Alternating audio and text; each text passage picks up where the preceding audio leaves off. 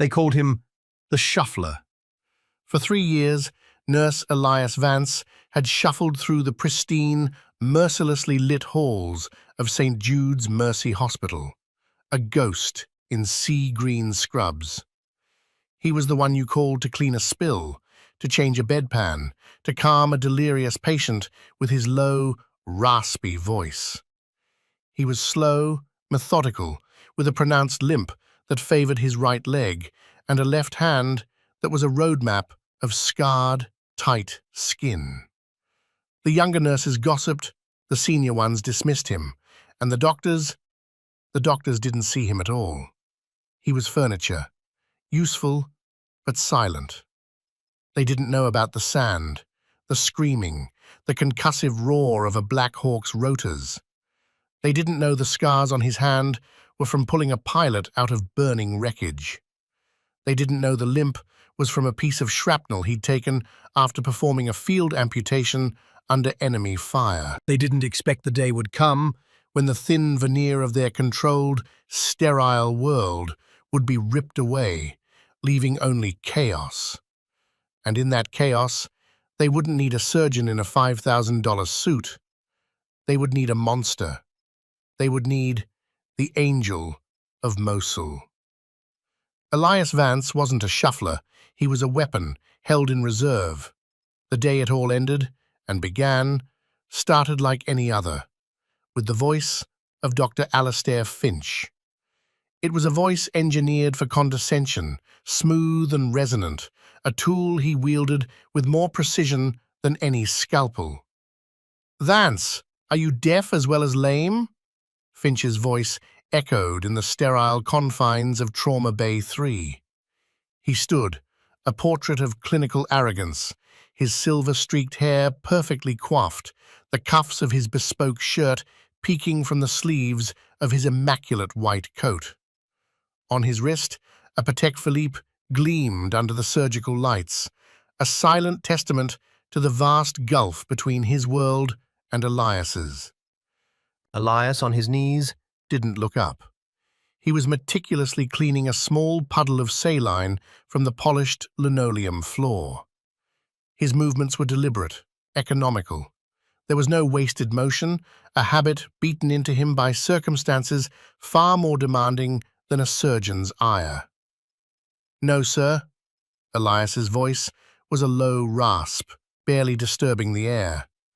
It was a voice that rarely rose above a murmur, another reason for the staff's derision. They mistook quiet for weakness, silence for stupidity. "Then when I ask for a number 10 blade, I expect it to appear in my hand, not for you to take up janitorial duties," Finch sneered. A few of the younger residents chuckled nervously. Finch fed on their sycophantic energy. He pointed a manicured finger at the tray beside the patient, a teenager with a simple laceration on his arm. "This is a hospital, Vance, a place of urgency, of action, things you seem to know nothing about. Your lack of hustle is a liability." Elias finished wiping the floor, the cloth moving in a perfect circular pattern until the spot was gone. He rose slowly, the familiar ache in his hip, a dull, constant companion. He placed the soiled cloth in the biohazard bin, his scarred left hand flexing stiffly. He never made eye contact with Finch. He looked at the patient, a boy of about 16, his face pale with fear, not of the needle, but of the doctor's booming anger. Elias's gaze softened for a fraction of a second. He had seen that same fear in the eyes of boys far younger, in places far worse. He then picked up the requested number 10 blade in its sterile packet and offered it to Finch. His hand was steady, rock steady. It was one of the few parts of him that never betrayed the damage within. Finch snatched it from his grasp. "See? Was that so difficult? Perhaps if you spent less time shuffling and more time anticipating the needs of your betters, you might actually be a competent nurse." He turned to the residents. "Let this be a lesson. In surgery, hesitation is death. Inefficiency, is a disease. We are gods in this room, wrestling with fate. We do not have time for mediocrity. He gestured vaguely in Elias's direction without looking at him. The room was silent, save for the quiet hum of the monitors. The air, thick with the smell of antiseptic and Finch's expensive cologne, seemed to shift. Elias stood by the supply cart, a statue of worn-out green fabric. He watched Finch suture the boy's arm. The stitches were adequate, but showy, a little too wide, a little too dramatic. They would leave a more significant scar than necessary. It wasn't about the patient's healing, it was about the performance. Everything with Finch was a performance. Elias had seen field medics with 6 weeks of training do cleaner work with half the equipment and 10 times the pressure. He thought of Sergeant Reyes, stitching up a gut wound in the back of a shaking Humvee with a standard-issue sewing kit, his hands covered in grime and blood, humming a lullaby to keep the soldier conscious. That was a god wrestling with fate. This was just a man playing one on TV. They didn't know that the Shuffler had once commanded a forward surgical team in the dust-choked hell of Al-Anbar province. They had no idea that his raspy voice had calmly talked a terrified Marine through his own leg amputation while pinned down by sniper fire.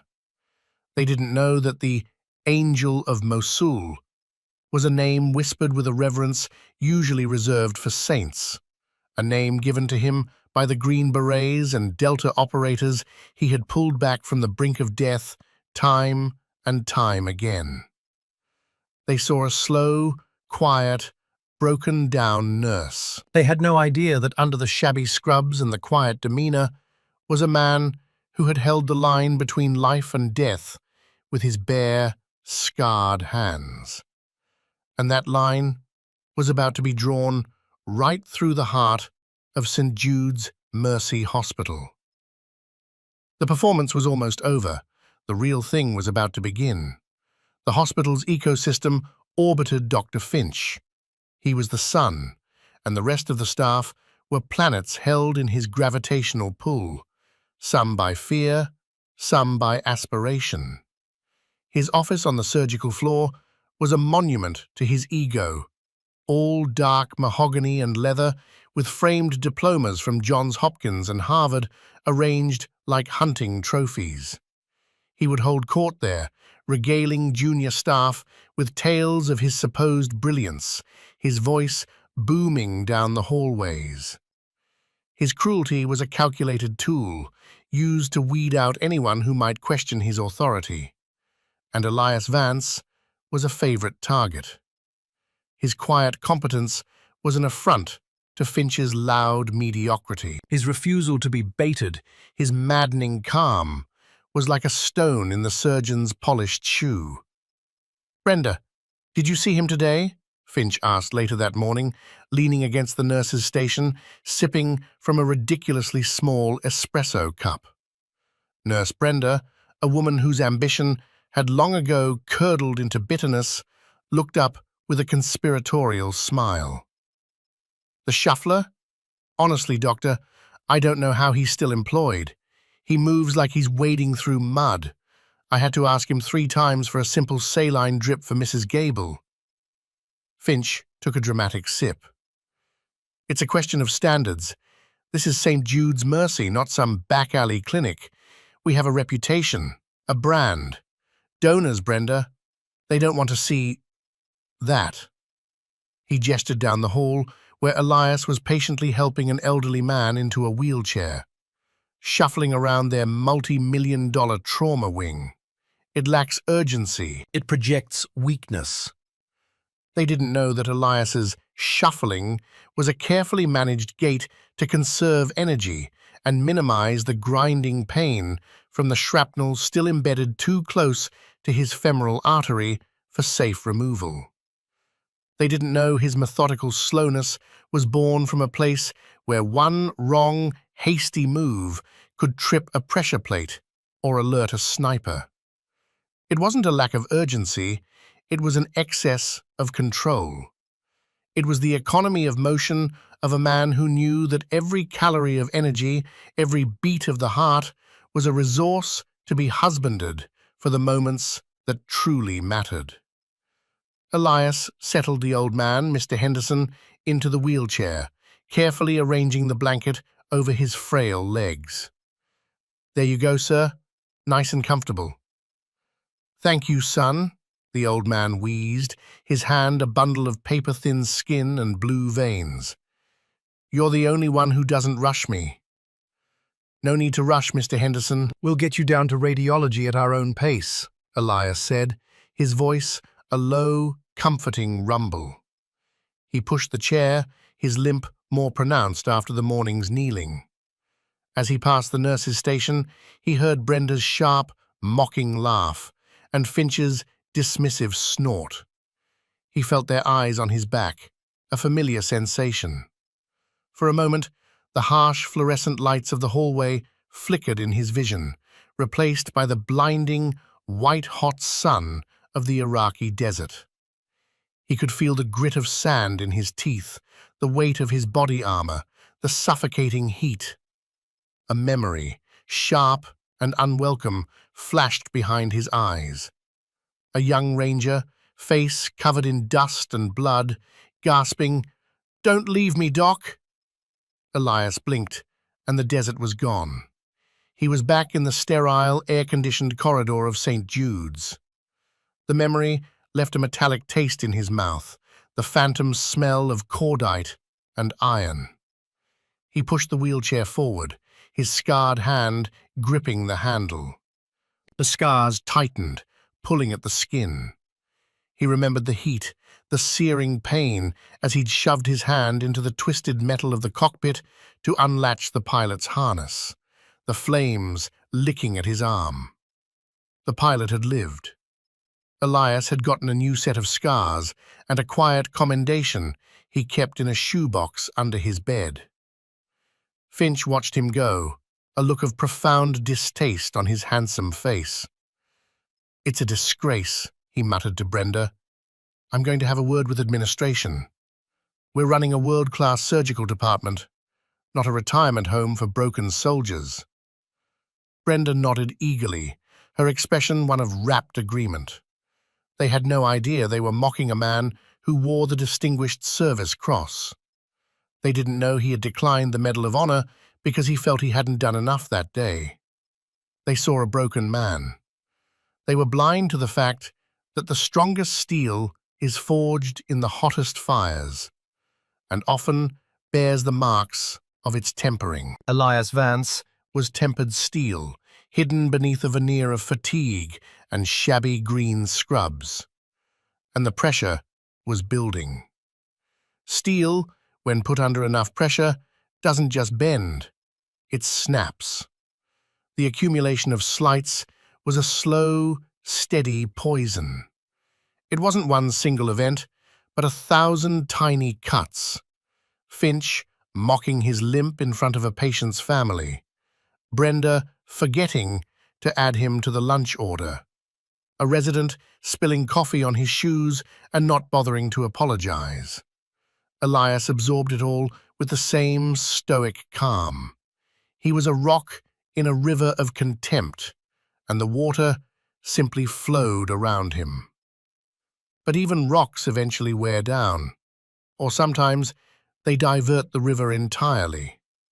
The breaking point began in room 204. The patient was a 45-year-old man, post-op from a routine appendectomy performed by Finch himself. His vitals were unstable. His blood pressure was dropping, his heart rate spiking. The monitor above his bed was a frantic symphony of alarm beeps. "Doctor!" Chen, a young, bright-eyed resident, was paging Finch, her voice tight with panic. "Dr. Finch to 204 stat. Patient is crashing." Elias was passing in the hall. He didn't run. He walked, his pace no faster than usual, but with a new, undeniable purpose. He entered the room just as Finch strode in, radiating annoyance. "What is it, Chen? I was on a call with the board." "His pressure is 80/40 and falling. He's tachycardic and his abdomen is rigid," Chen reported, her hands fluttering uselessly. "It's probably just a reaction to the anesthetic. Push another liter of saline," Finch said dismissively, barely glancing at the patient. He was already looking at his watch. Elias had moved to the other side of the bed. He didn't look at Finch. He looked at the patient. He saw the subtle sheen of sweat on the man's forehead, the pallor of his skin, the distended belly. He placed his scarred hand gently on the man's abdomen. It was as hard as a drumhead. It wasn't an anesthetic reaction. It was a bleed. A significant, catastrophic, internal bleed. Finch had likely nicked an artery during the routine procedure, and his sloppy stitchwork had failed. "Sir?" Elias's voice was quiet, but it cut through the room's rising panic.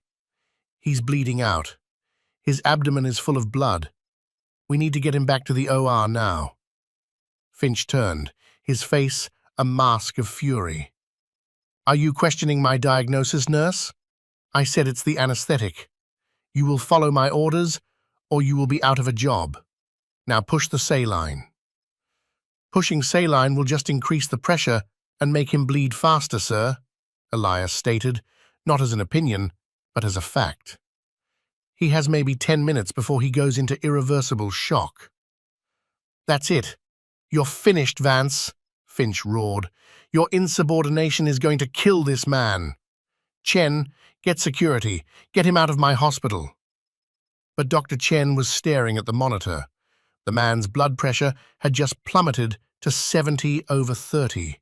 He was actively dying. She looked from Finch's enraged face to Elias's preternaturally calm one. In that moment, she chose. She grabbed the crash cart, not the security phone. The choice was taken from all of them. The patient's eyes rolled back in his head, and the monitor screamed a single, solid tone. He had flatlined. Without a word, Elias was on the bed, straddling the patient. He started chest compressions. They weren't the jerky, panicked compressions of a terrified nurse. They were perfect, rhythmic, deep, powerful. The bed frame groaned with each precise application of force. "Push one of Epi," he commanded, his voice no longer a rasp, but a clear, sharp bark of authority. "Chen, bag him, now!" Dr. Chen, shocked into action, scrambled to comply. Finch stood frozen, his face a mottled mix of shock and rage. "I am the doctor here. You will stop." Elias didn't stop. Thump, thump, thump. "You're not a doctor," he grunted between compressions, the words forced out by effort. "You're a butcher, and you're about to have a dead man on your table." Thump, thump, thump. "Get the OR prepped for an emergency X-lap. Aortic clamp, vascular tray, and 10 units of O-neg on standby." The authority in his voice was absolute. It was the voice of a man who had given orders while covered in the blood of his friends. It was terrifying. A few other nurses had crowded the doorway, drawn by the commotion. They stared, wide-eyed, as the quiet, shuffling nurse commanded the room like a battlefield general. Then, a flicker on the monitor. A weak, thready rhythm returned. The man was back. For now. Elias didn't pause. "He's back. Let's move. Now!" Later that afternoon, after the patient was stabilized in the ICU by another, more competent surgeon, Elias found himself standing in the office of the hospital administrator, with Finch standing beside him, his face radiating smug triumph. "Mr. Vance," the administrator, a man named Peterson, who looked more like a banker than a healthcare professional, said without looking up from a file. "Dr. Finch has detailed your gross insubordination, your reckless actions while fortunately not fatal in this instance, represent a catastrophic breach of protocol. Your history of lethargy, and now this. We have no choice. Your employment at St. Jude's Mercy is terminated, effective immediately. Please collect your things and have security escort you from the premises. Finch smirked. A wise decision. We need people who follow orders, not loose cannons. Elias stood there for a long moment. He looked at Peterson's polished desk, at Finch's self-satisfied sneer. He felt the dull ache in his hip. He felt the 3 years of quiet indignities coalesce into a single, cold point of clarity. He had tried. He had tried to be small, to be quiet, to leave the past behind. But the past, it seemed, had other plans. He gave a single, almost imperceptible nod. I understand. He turned and walked out of the office, his limp seeming more pronounced than ever. He didn't look back. Finch's victory was complete, or so he thought. The sky outside the hospital windows had turned a bruised purple-grey.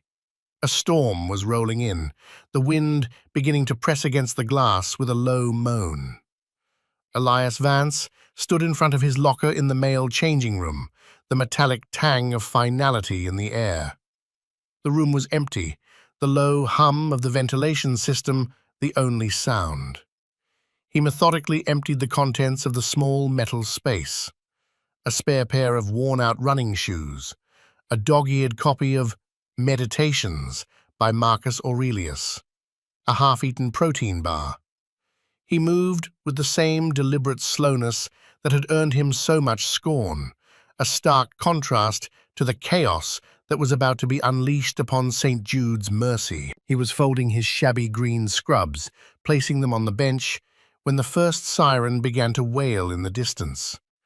It was a lone, mournful cry that was quickly joined by another, and then another, until the air outside was thick with a rising chorus of panicked sound. Elias paused, his head cocked. It wasn't the sound of a single ambulance responding to a single call. This was different. This was the sound of a city screaming. Over the hospital's intercom, a woman's voice, usually calm and measured, crackled with tension. Code triage, mass casualty incident declared. All available medical personnel to the emergency department immediately. I repeat, code triage. All available personnel to the ED. The changing room door burst open, and a young orderly skidded to a halt, his face pale. Did you hear? A construction crane downtown, at the corner of 5th and Grand. It collapsed, right on top of the afternoon rush hour traffic. They're saying it hit a city bus. Elias felt a cold stillness settle over him. 5th and Grand. A city bus. Rush hour. He didn't have to guess at the carnage. He had seen its like before. Twisted metal, crushed bodies, the unique, horrifying blend of concrete dust, gasoline, and blood. He looked down at the neatly folded scrubs on the bench. He looked at his civilian clothes hanging in the locker. He had been fired. He was a trespasser now. His duty here was done. He could walk out the door, leave the chaos and the arrogance of Dr. Finch behind him forever. He could get in his old beat-up truck and drive away. It was the logical thing to do, the sane thing to do. He didn't do the logical thing. He picked up the scrubs. The emergency department was already a scene from a Hieronymus Bosch painting. The automatic doors slid open and shut, admitting a relentless tide of human misery. Gurneys clattered over the tiled floor, their wheels smeared with blood. The air was a cacophony of groans, screams, and the frantic shouting of orders. It smelled of rain, iron, and fear. Staff were running, their faces tight with a mixture of adrenaline and dread. The sheer scale of the disaster was overwhelming them. They were equipped for car crashes and heart attacks, not for the mangled victims of a multi-ton steel structure falling from the sky. Elias walked into the maelstrom. No one noticed him at first. He was just another green shape in a sea of green shapes. But he wasn't moving like them. They were frantic, their movements jerky and inefficient. He moved with a lethal calm, his eyes scanning the entire scene, assessing, categorizing, prioritizing. It was a process so deeply ingrained, it was instinctual. He wasn't seeing patients, he was seeing threats. Airway obstruction, tension pneumothorax, exsanguination, hypovolemic shock. His brain, the part of it he had tried to keep dormant for 3 years, was firing on all cylinders. The shuffler was gone. The angel had taken his place. He saw Dr. Finch standing near the main triage desk, shouting orders that were only adding to the confusion. "Get me a CBC on that one. Someone page plastics. Where the hell is orthopedics?" He was treating symptoms, not triaging for survival.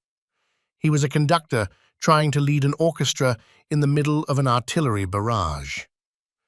Elias ignored him. His eyes landed on a gurney that had been pushed against a wall, forgotten in the chaos. On it was a firefighter, his face blackened with soot, his turnout gear shredded. He was struggling to breathe, a high-pitched wheezing sound coming from his throat with every desperate gasp. A young nurse was trying to put an oxygen mask on him, but it wasn't helping. The man's face was turning a dusky blue. Elias was at his side in a heartbeat. His limp was gone, replaced by a gait that was all coiled power and purpose.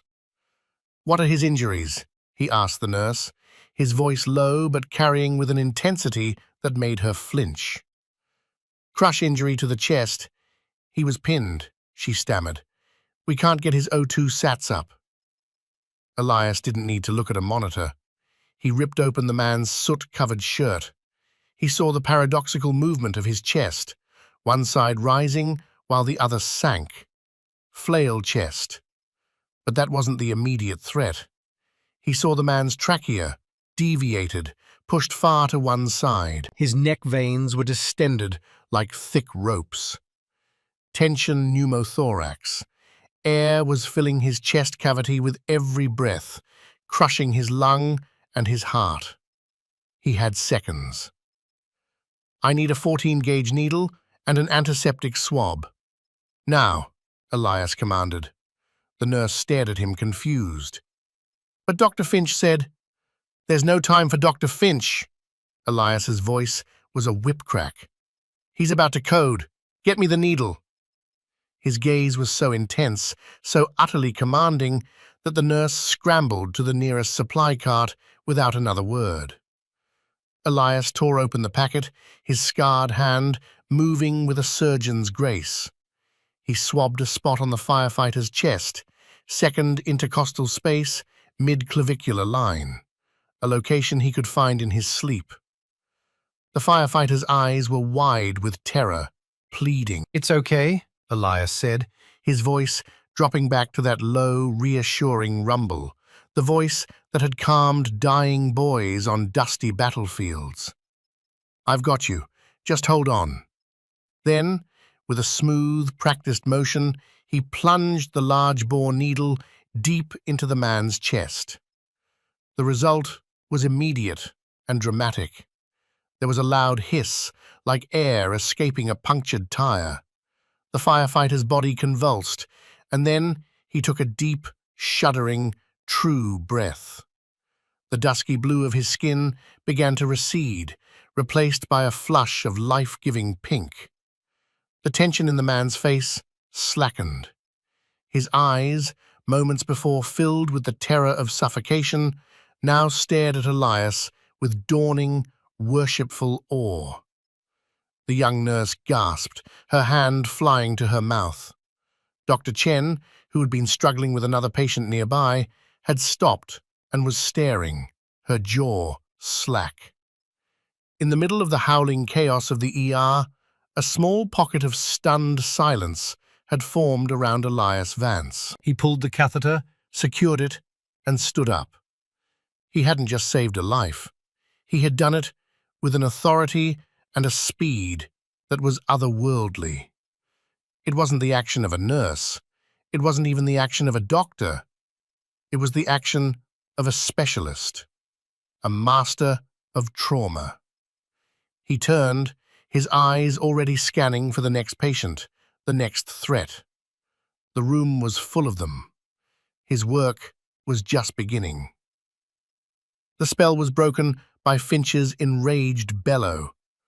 "Vance! What in God's name do you think you are doing?" Dr. Finch stormed towards him, his face purple with rage. He had seen the needle. He had seen the blatant, unforgivable act of a nurse performing a procedure reserved for physicians. To him, it wasn't life-saving. It was a coup. "I told you that you were fired. You are trespassing.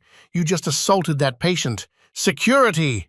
Finch screamed, his voice cracking with fury. Two hospital security guards, burly men, more used to dealing with drunks than insubordinate nurses, started moving hesitantly towards Elias.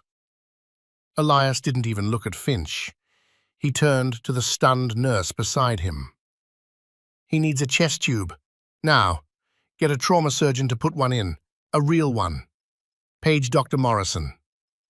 He then pointed to another gurney, a woman with a makeshift tourniquet on her leg, a piece of rebar still protruding from her thigh.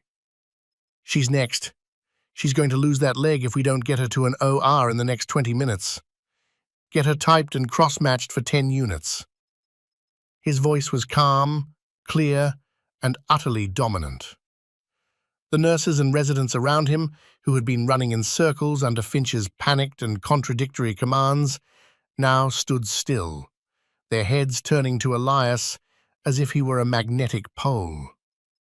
They had a choice: the screaming, flustered chief of surgery, or the quiet, disgraced nurse who had just plucked a man from the jaws of death with a needle and a 5-second diagnosis. "Did you hear me?" Finch shrieked, grabbing Elias's arm. "You are done." Elias finally turned his head. He looked at Finch's hand on his arm, then up at his face. The look in his eyes was something no one at St. Jude's had ever seen. It was cold, ancient, and utterly devoid of fear.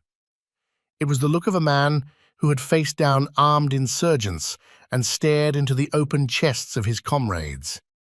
A man like Alistair Finch was nothing, less than nothing. "Take your hand off me, Doctor," Elias said, his voice a low, dangerous whisper. "There are people dying, and you are in the way."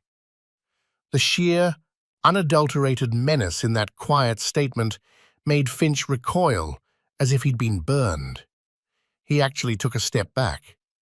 The security guards faltered, suddenly unsure of who the real threat was. It was in that moment of shocked silence that the next wave hit.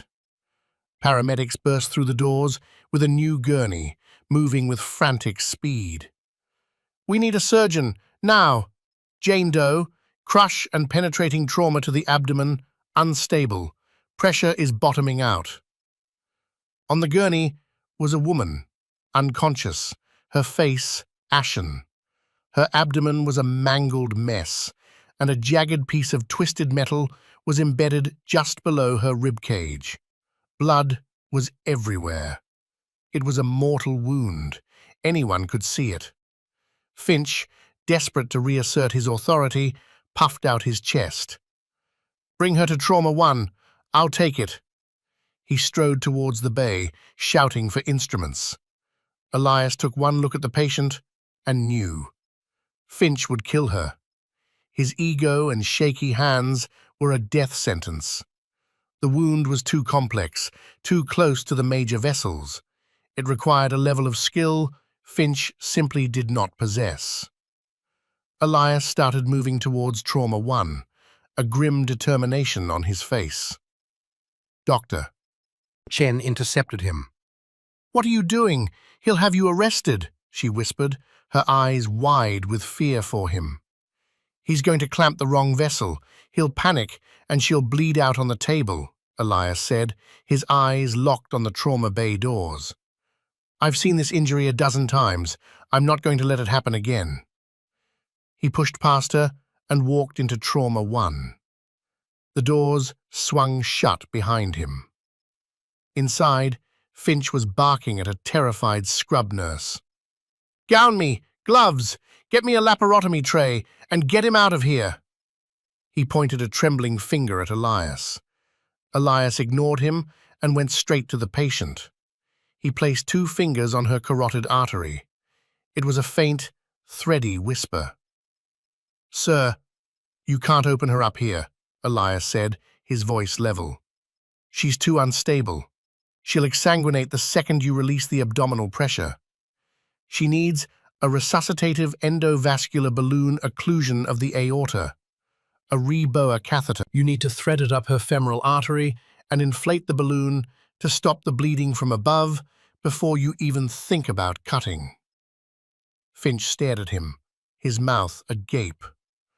Reboa was a cutting-edge, highly specialized procedure used almost exclusively in top-tier military trauma units and a handful of elite civilian centers. It was not something a shuffling floor nurse would even know about, let alone recommend with such precision. What did you just say?" Finch stammered. "You heard me. Do you have a Reboa kit in this hospital?" Elias asked, his eyes scanning the room. That's an experimental procedure. It's far too risky," Finch blustered, trying to regain his footing. "It's her only chance," Elias stated flatly. "The alternative is her dying on your table in the next 5 minutes. Do you have the kit or not?" It's in the central supply for the vascular lab. It's never even been used," a nurse offered timidly. "Get it!" Elias commanded, his voice leaving no room for argument. The nurse, without a second glance at the sputtering Dr. Finch, ran from the room. Elias turned back to the patient. He was already prepping her groin, swabbing the area over the femoral artery. He was moving with a fluid, practiced grace that was mesmerizing. The scarred hand worked in perfect concert with the good one. Every movement was precise, efficient, and imbued with a terrifying confidence. The room, the hospital, the entire world seemed to shrink to this single point of action. The fired nurse, the quiet shuffler, was about to perform one of the most advanced and difficult trauma procedures in modern medicine, in the middle of a chaotic ER, in direct defiance of the chief of surgery. It wasn't insubordination anymore. It was a revolution, and everyone was watching. The nurse returned, breathless, holding a long, sterile box. "Here it is." Elias took it. "Ultrasound," he commanded, and Dr. Chen, who had followed him in, immediately wheeled the machine over and switched it on. She held the probe to the patient's groin, her hand shaking slightly. An image of the femoral artery appeared on the screen. Finch finally found his voice. "Stop! This is my patient. This is my OR. I am ordering you to stop this madness right now. Security, get in here and restrain this man." The security guards appeared at the door, but they stopped dead, mesmerized by the scene. Elias paid them no mind. He had the introducer needle in his hand. He was in the zone, a state of hyper-focus he hadn't entered since his last tour. The chaos of the ER faded to a dull hum. The only things that existed were him, the patient, the ultrasound screen, and the needle in his hand. "I'm going in," he said, more to himself than anyone else. With a movement too fast to properly track, he slid the needle into the artery, guided by the ultrasound image. A perfect stick. A flash of dark blood appeared in the hub. He threaded the guide wire, removed the needle, slid the sheath over the wire, and then introduced the Reboa catheter itself. His hands were a blur of controlled, purposeful motion. How do you know how to do this? Dr. Chen whispered, her eyes glued to the screen, watching the catheter advance up the aorta. Elias didn't answer. He was watching the measurements on the catheter. Zone 1 placement, just above the diaphragm. He stopped. Okay, inflate. 10 cubic centimeters of saline. A nurse injected a saline into the balloon port. On the monitor, the patient's blood pressure, which had been circling the drain at 50/30, suddenly jumped. 90/60. 100/70. It stabilized. The frantic beeping slowed to a steady, life-sustaining rhythm. He had done it. He had internally clamped the aorta with a balloon, stopping the catastrophic bleeding and buying the patient precious time. The room was dead silent. The only sound was the steady beep of the monitor. Everyone, Finch, Chen, the nurses, the security guards, was staring at Elias with a look of pure, unadulterated awe. He stood there, holding the catheter in place, his face grim and focused. He wasn't the shuffler. He wasn't a nurse. He was a master craftsman at the peak of his abilities. Okay, Elias said, his voice calm, breaking the spell. Now you can take her to the OR. The bleeding is controlled. You have a window. Don't waste it. He looked directly at Finch, and for the first time, Finch saw him. He saw the power, the competence, the chilling authority, and it terrified him. Who are you? Finch whispered, the question hanging in the air. Before Elias could answer, a new sound cut through the chaos of the ER. It was a sound that didn't belong. A deep, percussive whump, whump, whump that grew rapidly in volume, vibrating through the very structure of the hospital. It wasn't the sound of a civilian news or medevac helicopter. It was heavier, deeper, more menacing. It was the sound of military-grade hardware. Through the rain-streaked windows of the ER, they saw it. 2 sleek, black helicopters, unmarked save for a single, stark American flag on the tail, were descending with terrifying speed and precision. They weren't heading for the designated helipad.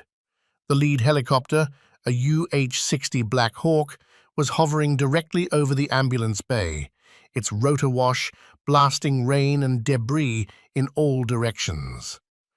The doors to the ER, which had been sliding open and shut with the flow of patients, were suddenly blown wide open by the hurricane-force winds. Papers flew, carts rattled, and then ropes descended from the hovering Black Hawk. 4 figures, clad in black tactical gear, rappelled down the ropes with a fluid efficiency that spoke of endless practice. They hit the wet pavement, weapons held in a low-ready position, and moved towards the ER entrance in a diamond formation. They were not soldiers. They were operators. Their movements were too precise, their gear too specialized. They were Delta. They entered the emergency department, their boots silent on the blood-slicked floor. The chaos of the room died instantly. The screams, the groans, the shouting, it all just stopped. Every single person, from the most junior candy striper to Dr. Alistair Finch, froze in place. The air seemed to crystallize. The operators' faces were grim, hidden behind helmets and communications gear. They scanned the room, their eyes missing nothing. The sight of them, weapons at the ready in the middle of a civilian hospital, was so surreal, so utterly out of place, that it broke everyone's brain. Following them, a 5th man entered. He was older, in his late 50s, wearing a crisp army service uniform, the jacket heavy with an impossible constellation of ribbons and badges. On his shoulders were the 3 silver stars of a lieutenant general. He had a face carved from granite, a jaw that looked like it could chew through steel, and eyes the color of a winter storm. He moved with an aura of absolute, unquestionable authority that made Dr. Finch's manufactured arrogance look like a child's tantrum. The general's eyes swept the room, taking in the carnage, the blood, the overwhelmed staff. His gaze was cold, analytical. Then it locked onto the scene in Trauma 1. He saw the patient on the table, the Reboa catheter, the stunned medical team. And he saw Elias, still holding the line, his hand on the catheter, his face a mask of grim focus. The general's entire demeanor changed. The coldness in his eyes vanished, replaced by a look of profound, unmistakable relief. He strode forward, his polished boots clicking on the floor, the sound like a judge's gavel in the dead, silent room. The Delta operators fanned out, creating a secure perimeter, their presence a silent, lethal promise. The general stopped at the door of Trauma 1. He didn't address Finch or anyone else. He spoke to Elias, and his voice was a low, gravelly rumble that commanded total attention. "Vance," Elias looked up. He saw the 3 stars, the familiar grim face of General Marcus Thorne, former commander of JSOC. A man he had served under, a man whose life he had once saved in a dusty village in the Korengal Valley. "General," Elias acknowledged, his voice still a low rasp, but with a new tone of recognition. A flicker of a shared bloody history passed between the 2 men. Thorne's eyes took in the scene. He saw the Reboa setup. He saw the stabilized vitals on the monitor. A small, grim smile touched his lips. "I should have known," he said, his voice full of a weary respect. "I get a call that Senator Albright's convoy was hit by that crane collapse, that his security detail was wiped out, and he was being brought here, DOA. And I find you, holding the line. Looks like the reports of his death were exaggerated." He gestured to the woman on the table. "That's Senator Catherine Albright, chair of the Senate Armed Services Committee." A collective gasp went through the room. The Jane Doe was one of the most powerful women in Washington. Thorne's eyes then hardened as he turned his attention away from Elias and let his gaze fall upon Dr. Finch for the first time. Finch, who had been standing there utterly bewildered, now looked like he was about to have a stroke. His face had gone from purple to a pasty, clammy white. "Who's in charge here?" Thorne's voice was no longer warm. It was ice. Finch, on pure, idiotic instinct, puffed out his chest. I am Dr. Alistair Finch, Chief of Surgery." Thorne looked him up and down, a slow, contemptuous appraisal. "You're the one in charge of this circus."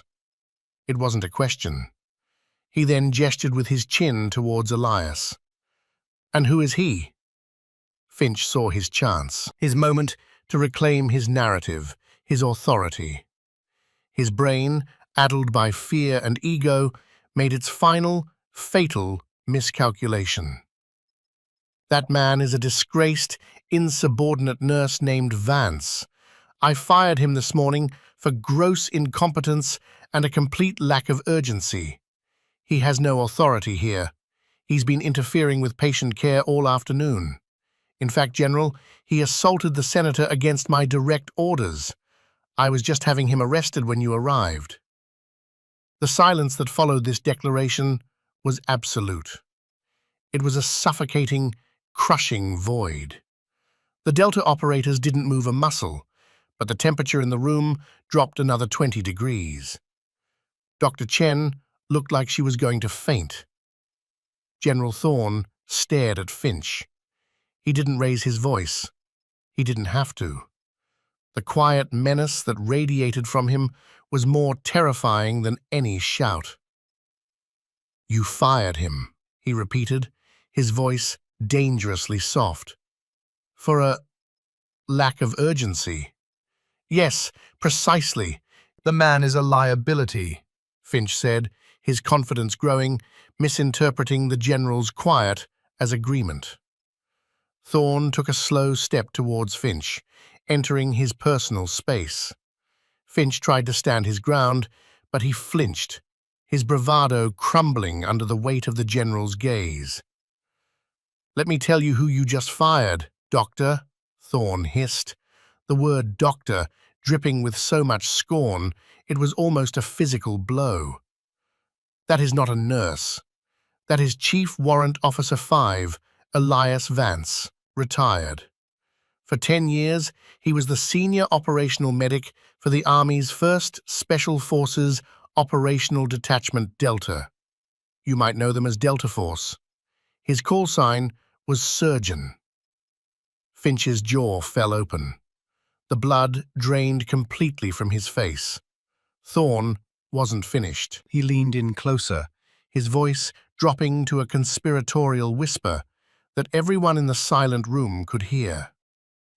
"The men who just rappelled onto your roof, the most dangerous and highly trained soldiers on the planet, call him the Angel. They call him that because they believe he is a literal angel sent to snatch their souls back from the devil. He earned that name in the streets of Fallujah, in the mountains of Afghanistan, and in the hellhole that was Mosul. He has performed surgery in burning Humvees, amputated limbs with a K-bar knife under fire, and has personally saved the lives of over 200 special operators. Men who would have died. Men like my son." He jabbed a finger into Finch's chest, making the surgeon stumble backward. "This man, this shuffler, holds the Distinguished Service Cross, 3 silver stars, and 4 Purple Hearts. He was offered the Medal of Honor and turned it down. The limp that you mock is from shrapnel he took while shielding a wounded ranger with his own body. The scars on his hand are from pulling my pilot out of a burning Black Hawk. He is a living legend, a hero. And you fired him for changing a dressing too slowly."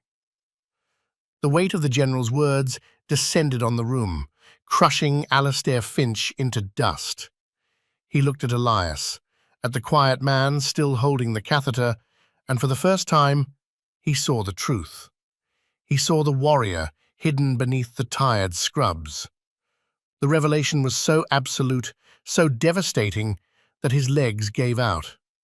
He staggered back, tripping over a discarded supply box, and fell to the floor in a heap of expensive tailoring and shattered pride. But he's just a nurse," Finch whimpered from the floor, a pathetic, broken sound. General Thorne loomed over him like a god of judgment. "He became a nurse because after a decade of war, he wanted to help people without having to carry a gun. He came here for peace, and you arrogant, incompetent peacock, you spat on his sacrifice.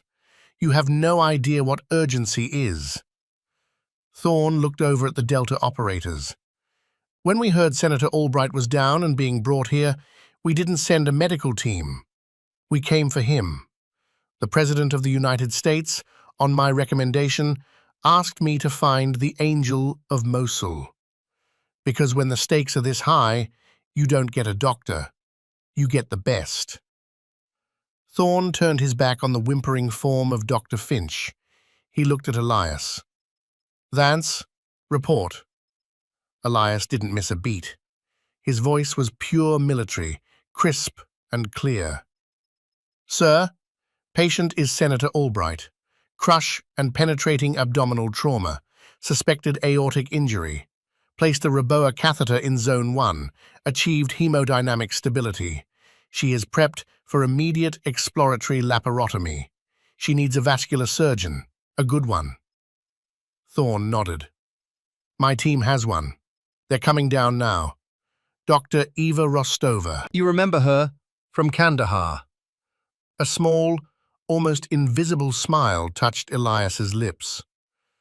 Rostova's a butcher, but she's a fast butcher. She'll do.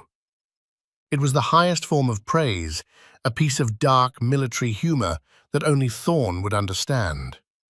Thorne clapped him on the shoulder. It's good to see you, Angel. You too, sir, Elias said. The spell was broken. The ER exploded back into motion, but it was a different kind of motion now. It was ordered, efficient, purposeful.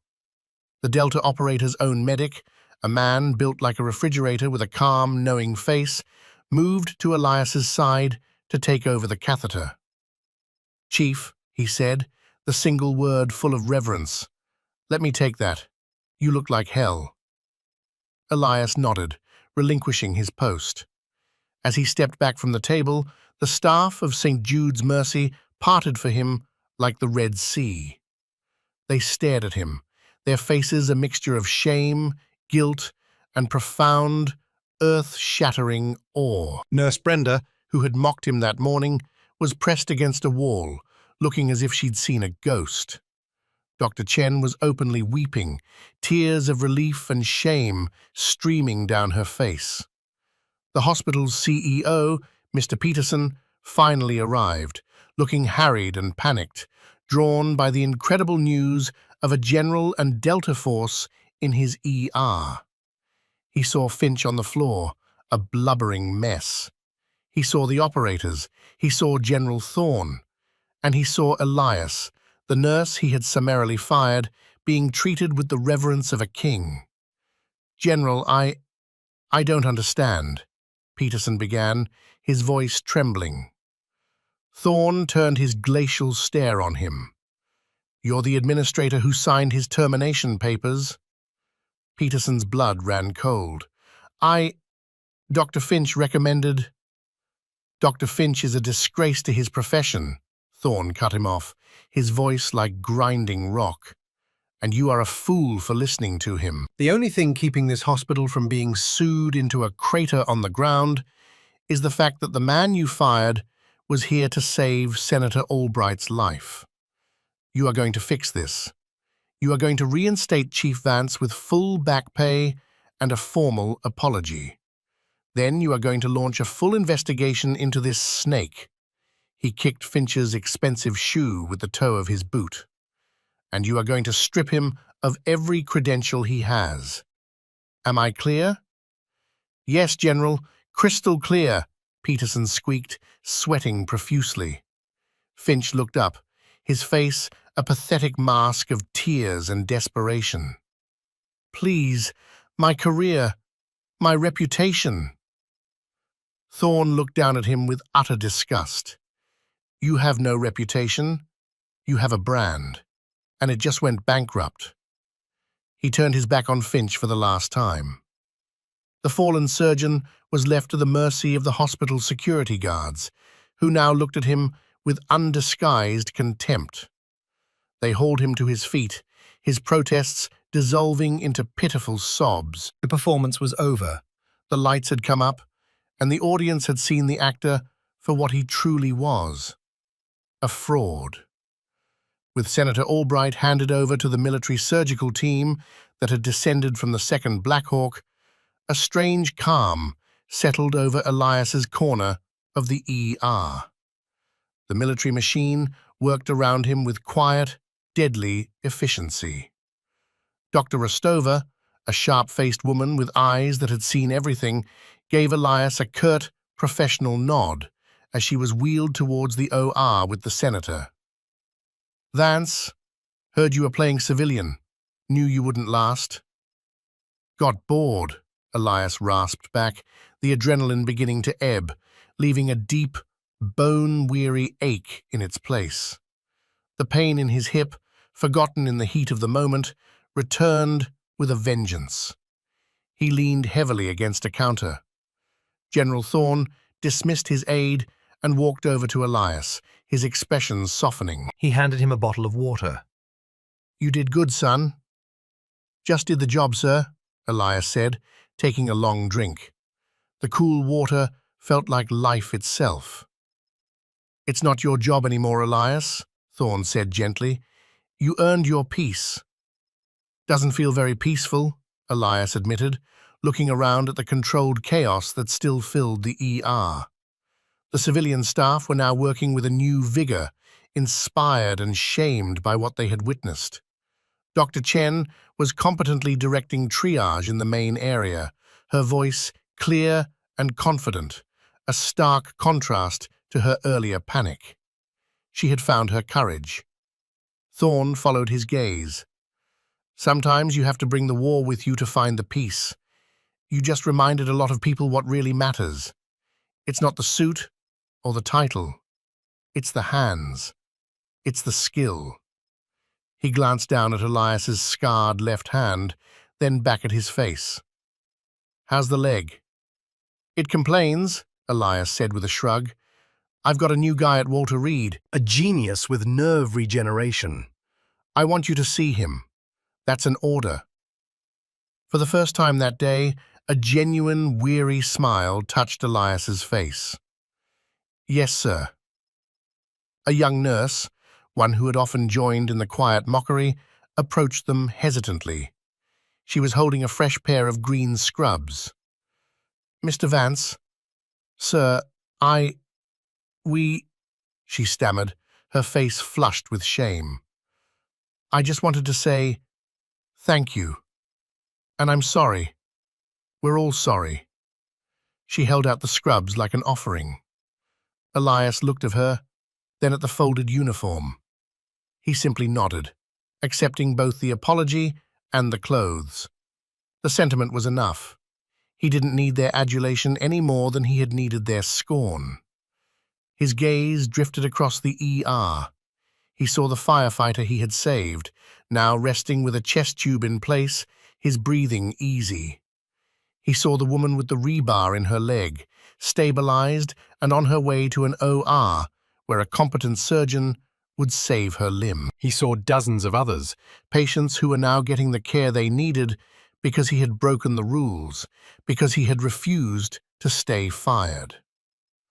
Dr. Chen came over, her eyes red-rimmed but shining.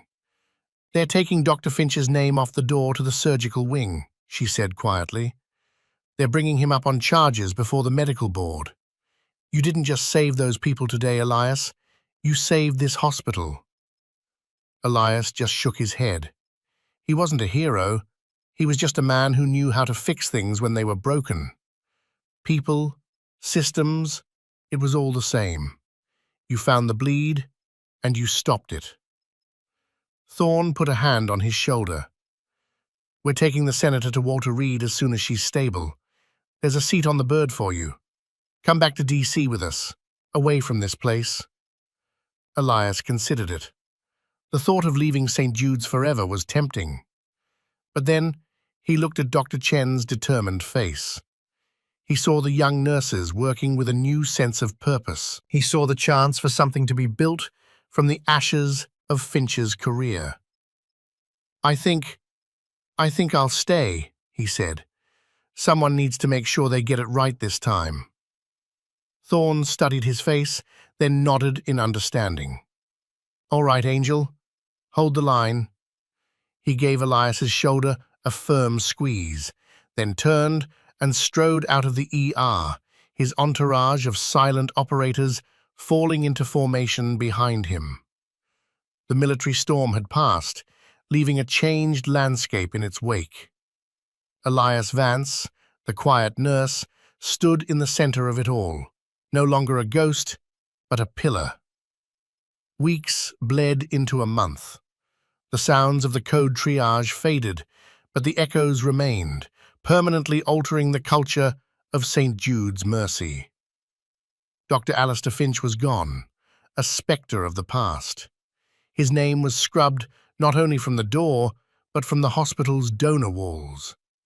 He faced a mountain of lawsuits and a medical board review that would ensure he never practiced medicine again. the last anyone heard. He was selling luxury real estate in Florida, his Patek Philippe long since pawned. A fitting end for a man who valued appearance over substance. The hospital, under the terrified and newly motivated leadership of Mr. Peterson, underwent a radical transformation. A new emphasis was placed on skill, on teamwork, on patient outcomes over prestige. The sycophantic culture Finch had cultivated withered on the vine. Nurse Brenda requested a transfer to a quiet outpatient clinic, unable to meet the eyes of the man she had so casually belittled. Elias Vance was no longer the shuffler. To the staff, he was Chief Vance, or simply the Chief. The name was uttered with a respect that bordered on reverence. He had turned down Peterson's panicked offer to make him the new chief of surgery.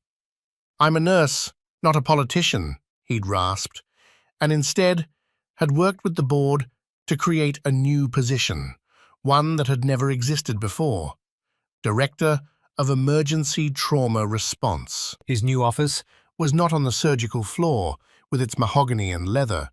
It was a small, functional space just off the ER, with a direct line to the city's emergency services. His job was not administrative.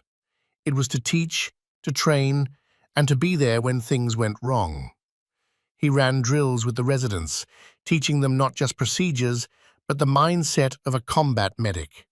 Calm under pressure, economy of motion, triage for life. He taught Dr. Chen how to perform a field cricothyrotomy on a medical dummy, his scarred hand guiding hers with surprising gentleness. One rainy Tuesday afternoon, he was standing by the ambulance bay, watching the city lights blur through the downpour, when Mr. Peterson approached him. He held out a new ID badge. It read, Elias Vance, RND-ETR.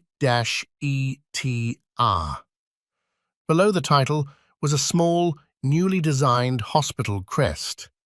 At its center was the image of a single, stylized angel's wing. The board approved it unanimously, Peterson said, his voice still carrying a note of awe when he spoke to Elias.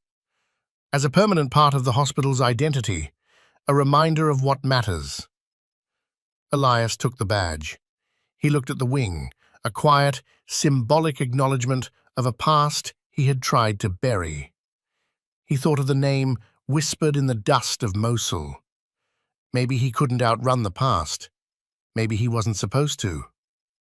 Maybe he was meant to integrate it, to use the lessons learned in blood and fire to build something better in a world of peace. His new job came with a new uniform, still green, but a darker shade, with his new title embroidered over the pocket. He looked at his reflection in the rain-slicked glass of the ER doors. He saw a man in his 40s, with tired eyes and a network of scars on his hand. He saw the limp that was a part of him. But he no longer saw a ghost. He saw a guardian. He clipped the new ID to his pocket. The weight of it was negligible, But it felt significant. It was a symbol of acceptance, not just from the hospital, but from himself. He was no longer hiding. He was home. The dispatch radio on his belt crackled to life. Multi-vehicle pile-up on the I-5 bridge, multiple criticals, ETA 5 minutes. Elias keyed the mic, his voice the calm, steady center of the coming storm. "Copy that. We'll be ready." He turned and walked back into the bright, clean, orderly world of his emergency department, his limp a steady, rhythmic beat on the polished floor. It wasn't the shuffle of a broken man. It was the purposeful stride of a man walking toward his duty. The angel was on watch.